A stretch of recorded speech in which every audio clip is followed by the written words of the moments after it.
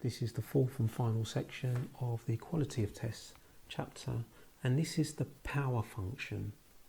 Okay, now in all the questions that we've done so far, we've been told when H0 is false what the probability or what lambda has changed to. That would be the new value of the probability or lambda for the population. Now often in real life we don't know what it is. We don't know what lambda or the probability have changed to. So let's just write that down. So in reality we often do not know what P or lambda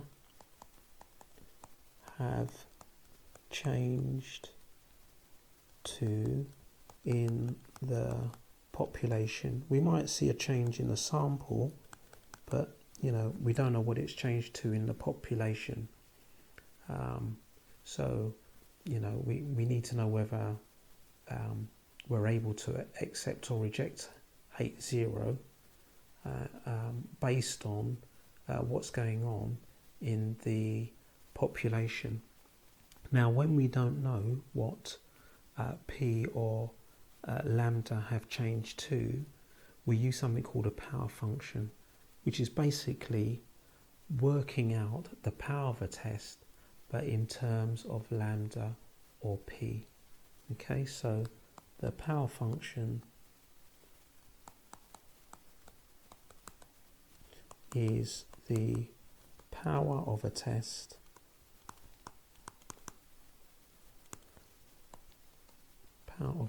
written in terms of P or lambda. So at this point it's probably useful to remind yourself of the different ways of working out probabilities for geometric, binomial and Poisson from scratch. Now I believe they are in the formula book, but I will put them here so you can use them for reference. Here you go.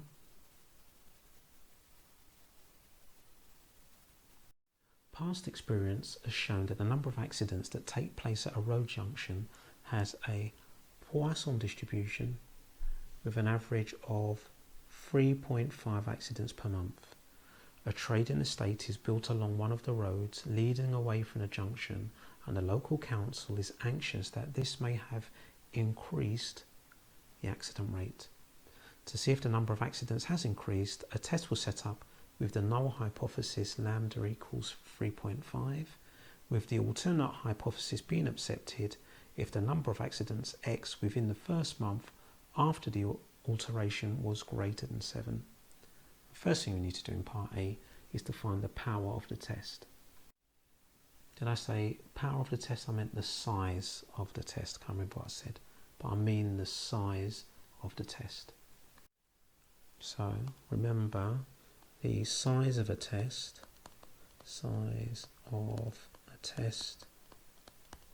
is equal to the probability of a type 1 error, and the probability of a type 1 error is the probability that you reject H0 given that H0 is true. So in other words, that lambda is 3.5. So X is going to be the number of accidents in the first month.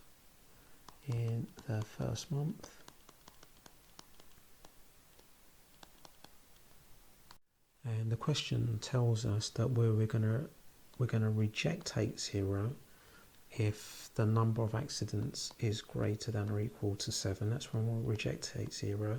And if H0 is true, then lambda equals 3.5. So what do we need to do? Well, we've got a Poisson distribution with 3.5, and we want to work out what's the probability that x is greater than or equal to 7. So to do this, we're going to have to do 1 minus the probability that x is less than or equal to 6. So this is where we use our calculator. Just 1 minus 0.9347111 like that. So I will use my calculator, change the mode and just do 1 minus answer, and to 4 decimal places I'll get 0.0653 if I round it, because it's like 5288, so 53. Okay, so here we go. That is the size of the test, which is the same probability as a type 1 error. Now in part B, because we don't know what the rate has changed to, we'll write down the working in terms of lambda. So to get the power function, we need to think about the power of a test, or this test. And remember, the power of a test is the probability that we reject H0 given that H0 is false. Now the thing is, we do not know what lambda is. Normally we'd be told, oh, lambda is like a new value. It was actually found out that the rate of accidents was 2 or 5 or whatever it was. This is unknown. So when we write down this bit of our answer, we're going to write it using the formula that gives us the probability for a particular value of x, which is this formula here.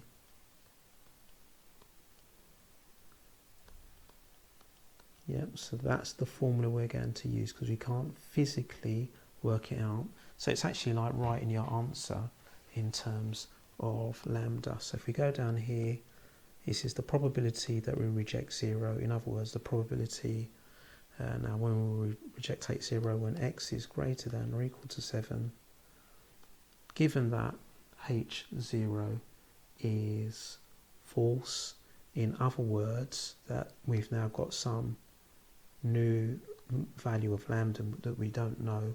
So the power function is writing down that probability, or this new value of lambda, in terms of x and lambda. Now I know that if I was to work out the probability of x being greater than or equal to 7, I know I work that out by doing 1 minus the probability of x less than or equal to 6. So I write this out using the formula, because I can't physically work this out. So it's going to be 1 minus. Now the probability that x is less than or equal to 6, you could think of as the probability of x equals 0 plus the probability of x equals 1 plus the probability of x equals 2, and so on, all the way up to the probability that x equals 6. So that's what we're going to do. We're going to write that out. So how would I work out the probability of x equals 0 using the formula, using this formula here? Well, I would do e to the power negative lambda times by lambda to the power 0 over 0 factorial, okay, which is this bit here, plus e to the negative lambda to the power 1 over 1 factorial, and I'm basically going to carry this on up to 6. So I've now written out how you would work out this probability if we had lambda, but we don't have lambda. We don't know what the new rate of accidents is, only what we observe. That's often the case. But this is the power function, and we've been asked to draw a sketch of that. So I will draw the sketch up here in a limited space that I've got. A sketch of this power function. So let's draw my axis like this. So on the y-axis we have the power, and on this axis we have lambda. Now it just needs to be a sketch, so I'm going to get something like this with a power. I think the highest value gets to up here is about 0.9, like this, and probably will go up to about 10 here. And the way you're going to get that is by actually substituting in different values of lambda and then plotting it on a graph like this. This is much easier to do on a graphic calculator rather than trying to do it manually, but you get a rough idea of how the power of the test changes as lambda increases. So as you increase lambda, the power of the test becomes higher, and remember that higher is better, because that means we're doing the correct thing. We're rejecting H0 when H0 is false. Yeah, so if lambda is higher, then we get a bigger power, which is better. Okay, now in this question we actually need to compare two tests of roughly the same size, and if we get a question where it says that, you know, here at the end we need to give a reason which of the two tests the shopkeepers should use, we want to go for the test that gives the higher power, because remember, higher power means better, because it means that we are rejecting H0 when we actually should be rejecting H0, so we want a high power to our test. Anyway, a manufacturer of sweets supplies a mixed assortment of chocolates in a jar. He claims that 40% of the sweets have a hard centre, the remainder being soft centres, that's going to be 60%. A shopkeeper does not believe the manufacturer's claim and purposes to test it using the following hypothesis. So here's our null and alternate hypothesis, a lower tail test, where P is the proportion of hard-centered sweets in a jar. Two tests are proposed. In test A, he takes a random sample of 10 chocolates from the jar and rejects H0 if the number of sweets is less than 2. Now, before we'll tackle this bit here, we'll look at what the other test is. Test B takes a random sample of 5 chocolates from the jar, and if there are no hard centres, he rejects H0.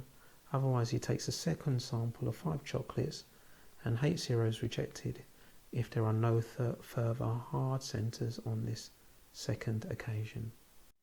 So before I do anything, the first thing I'm going to set up is X, and X is going to be the number of hard centre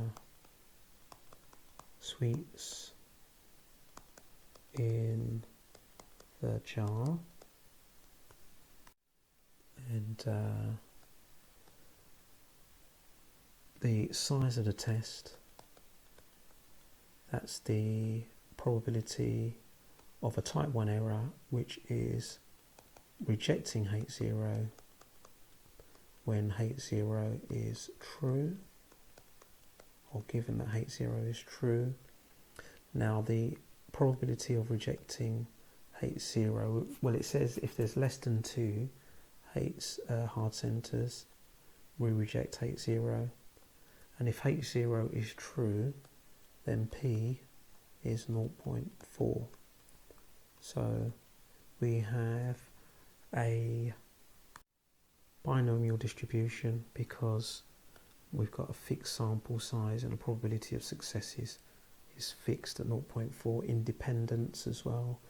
So X is a binomial distribution with a sample size of 10, probability of 0.4, and we want to work out the probability that X is less than 2, which is the same as working out the probability that S is less than or equal to 1. So we grab our calculators and work that out. And we get 0.0464. That's to 4 decimal places, the usual for these types of questions. So we now move on to part B. Show that the power function of a test is given by this here. So that's going to be so the power function, or the power function. So we'll write this in terms of P. So we'll get this. This is going to be the probability that we reject H0, and H0 is false. In other words, the probability isn't 0.4, but it's some new probability that we don't know. So what we need to do is to remind ourselves of how we work out the probability from scratch using P for a binomial distribution. And I'll just put it here to remind you. So the probability that X is equal to nx or ncx or ncr, p to the power x, 1 minus p to the power n minus x. So let's carry on with this. So the probability of rejecting H0, we reject 0 when x is less than 2 or less than or equal to 1, given that the probability is p. So to work that out, well, the probability, well, let's write it as x is a binomial distribution where 10 is n and p is just p, and we want to find a probability that x is less than 2, which is actually the same as the probability of x equals 0 plus the probability that x equals 1. So now we can write our answer in terms of p. So we start with this, but with x equal to 0, so this just becomes 1. This just becomes 1. So we end up with just 1 minus p to the power n minus x, or 10 minus 0, which is just 10. So we end up just with 1 minus p to the power 10 plus, we now replace x with 1. So when x is 1, we'll have 10, 1 here, so 10c1, which is 10. Let's write it down as we go along. This will still be 1 minus p. So 10 times by 1 minus p. Actually, left this bit out here, so we'll have p to the power x, so p to the power 1, which is just p.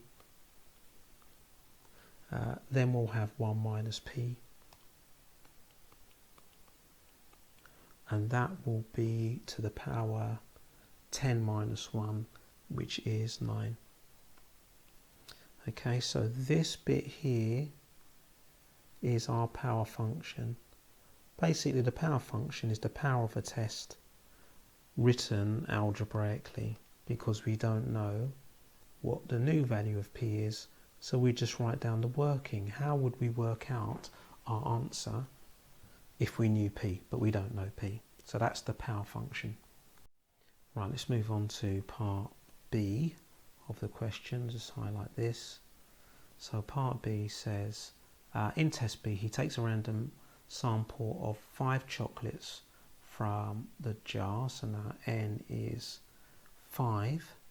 And if there are no hard centres, he rejects H0. Otherwise, he takes a second sample of 5 chocolates, and H0 is rejected if there are no further hard centres on this second occasion. So part C here, find the size of test B.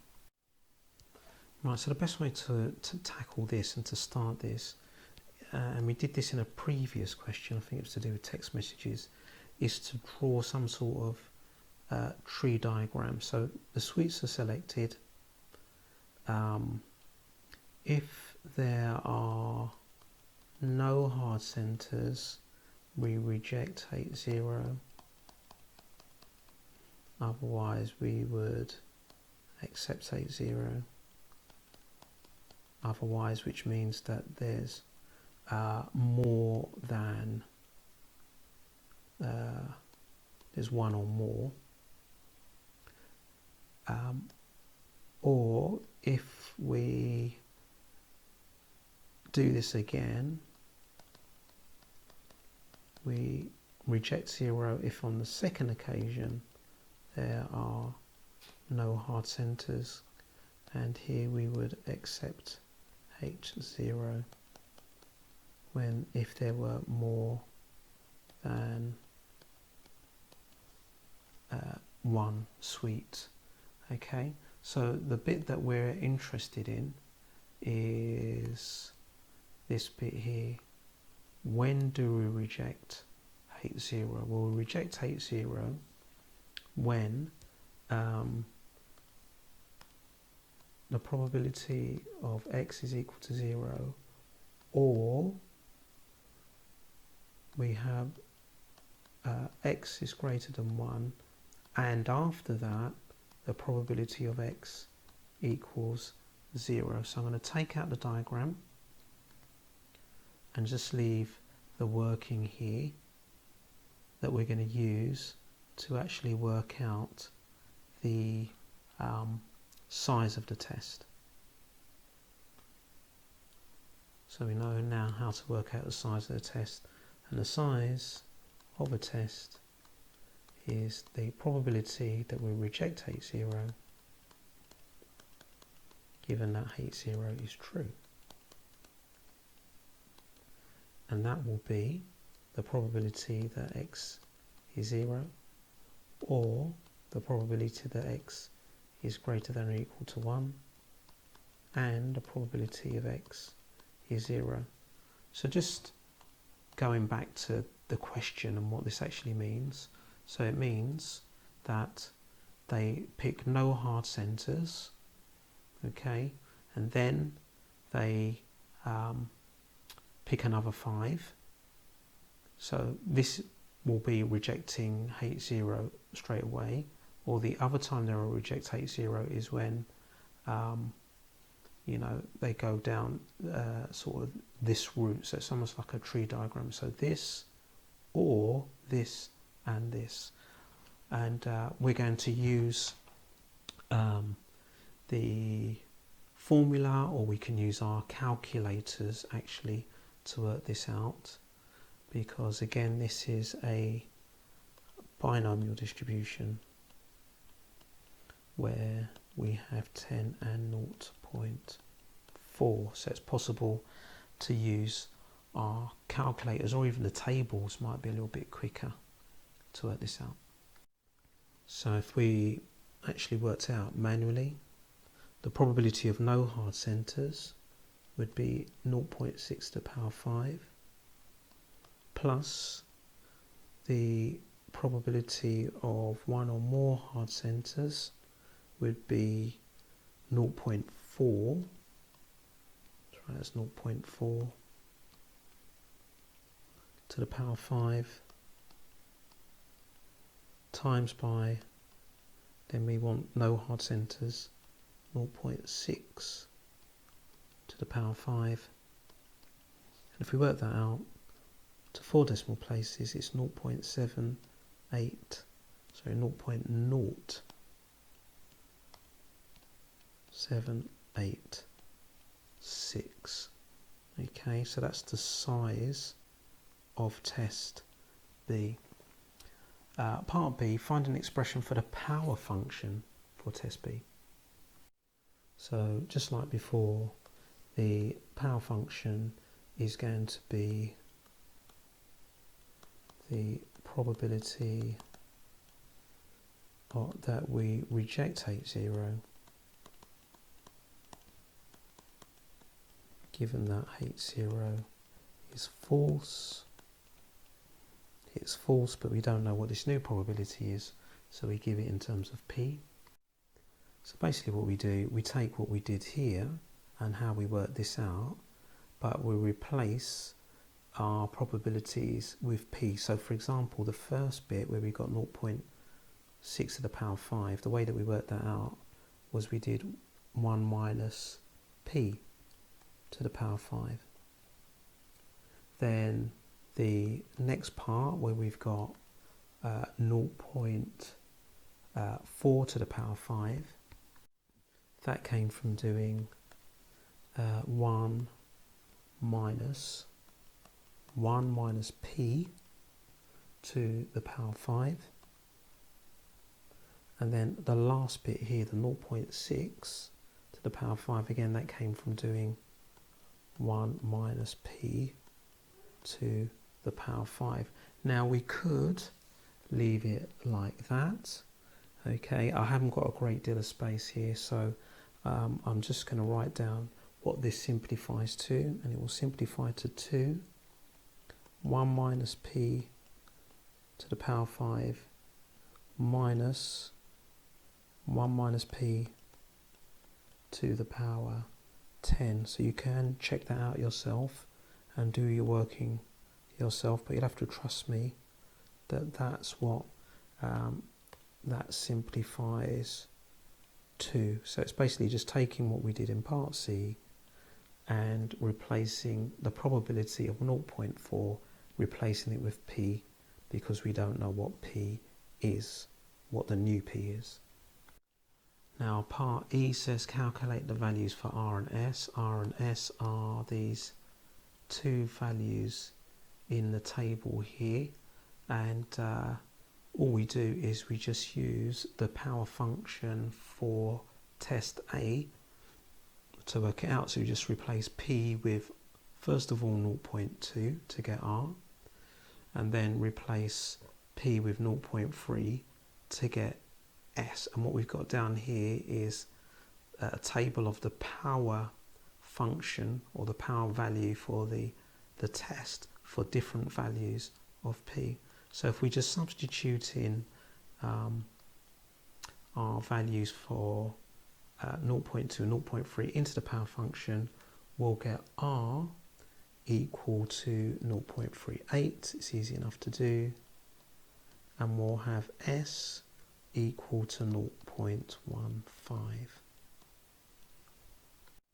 So I'll just put them here, 0.38, 0.15, because we're going to need this for the next bit.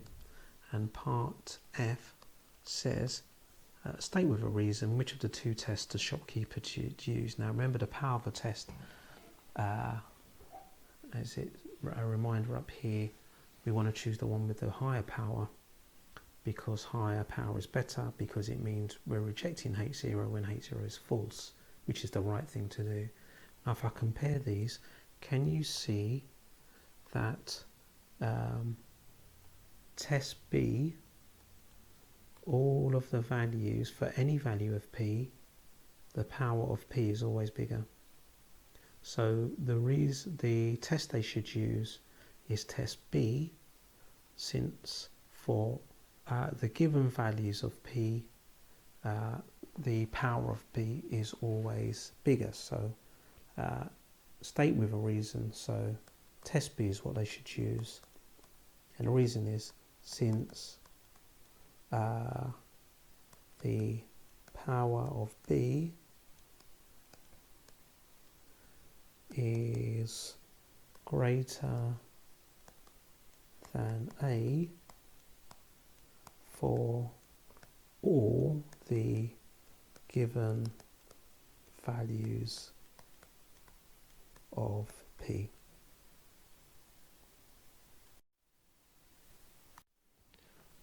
Okay, a local park believes the fox population in the area has decreased. Let's hope so. They want to test for the probability p that a fox will be observed on any given day. They count the number of days x that pass until the first observation of a fox. They test H0 p equals 0.1 against H1, the probability is less than 0.1, less than 10%, and reject H0 if x is greater than 30. Find the size and power of this test. Now the first thing we need to decide is what type of distribution it is, because it's not given. It's geometric, because this thing about they count the number of foxes that pass until the first observation. So when they got that observation of a fox, they stop. So yeah, geometric distribution. So our only parameter is p. So if we want to find the size of the test, remember that's the probability of a type 1 error, which is the probability that we reject H0, given that H0 is true. So what does that mean? Well, we would reject H0 when x is greater than 30, and that will be when the probability is 0.1. So we have x, which is a geometric distribution. So given that H0 is true, that means that p is going to be 0.1, and we want to work out the probability that x is greater than 30.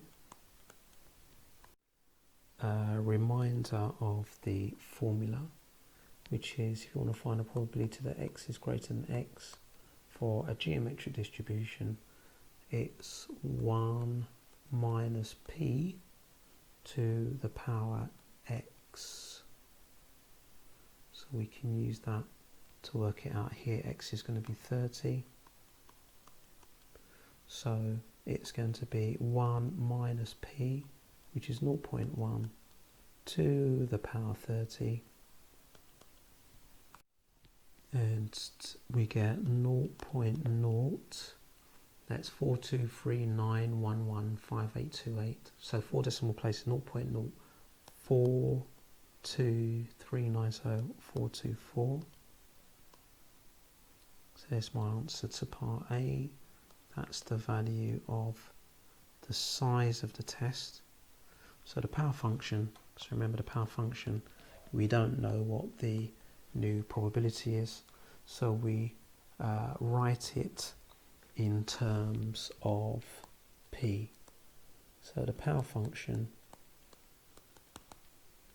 remember this is the probability that we reject H0, given that H0 is false.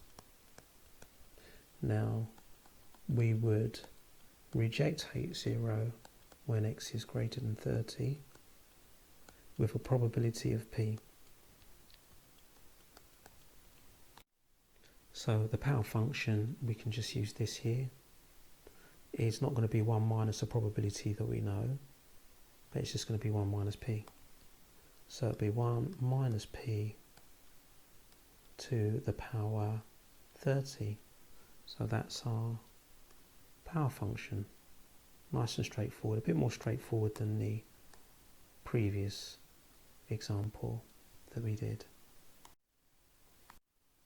So we should now be able to do exercise 8D on pages 165 to 167. So basically the power function is basically where we write the power of a test in terms of P or lambda.